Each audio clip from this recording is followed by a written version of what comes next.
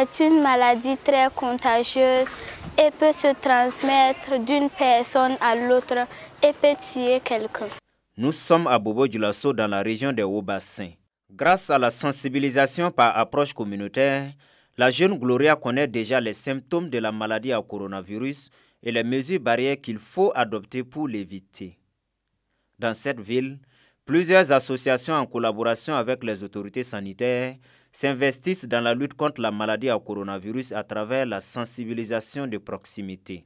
Nous avons la chance qu'il y ait plusieurs associations qui interviennent dans le domaine de la santé au niveau des Hauts-Bassins. Et on avait déjà un cadre d'échange et de collaboration avec ces associations, ces ONG-là. Et lorsqu'il y a eu les tout premiers cas, nous avons été approchés par certains et nous avons pris les devants des choses et nous avons formé les acteurs de ces associations, de ces ONG, afin qu'ils puissent nous accompagner dans la riposte.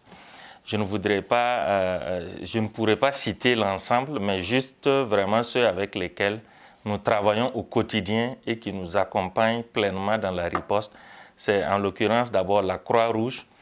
Pourquoi la Croix-Rouge? Parce que c'est eux qui nous aident dans le suivi des personnes contacts à domicile. À côté de cela, on a l'association des personnes âgées qui est très active, qui sont d'un certain âge, mais qui ont également accepté de bénéficier de cette formation-là et surtout de la communication en situation de crise. Donc nous avons pu former une 60aine de personnes âgées à travers leurs associations, leurs fêtières. Et depuis lors, nous avons constaté pas mal d'activités qu'ils mettent en œuvre sur le terrain.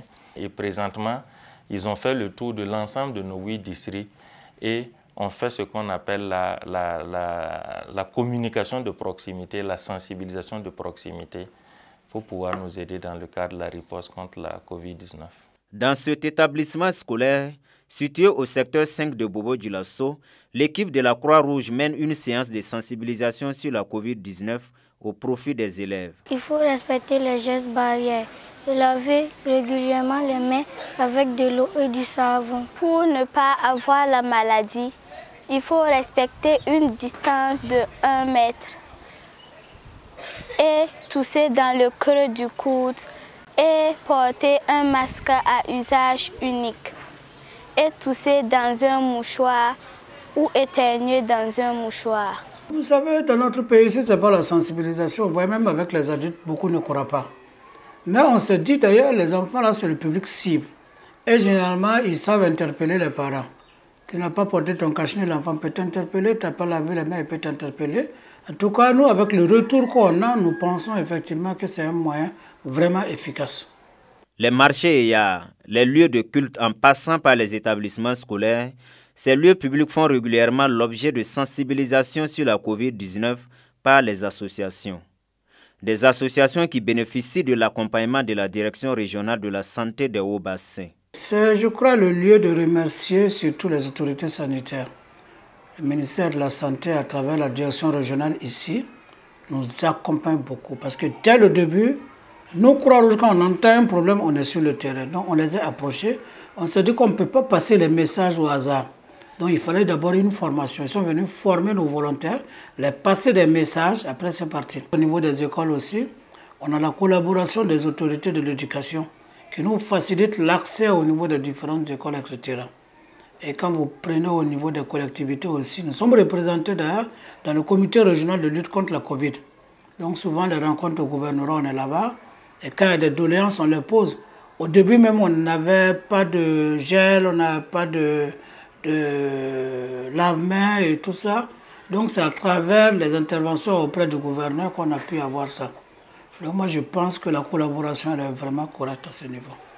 Nous avons été formés pendant 2 jours.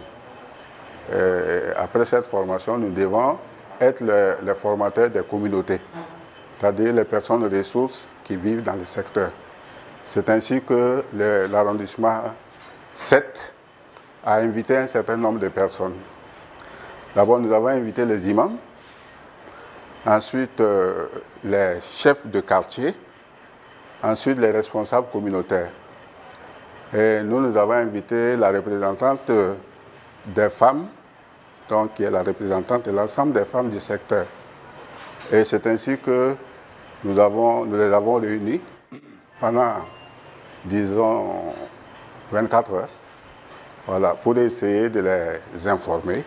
Toutefois, des difficultés subsistent. Des difficultés liées aux insuffisances de moyens financiers et au relâchement des mesures barrières par les populations.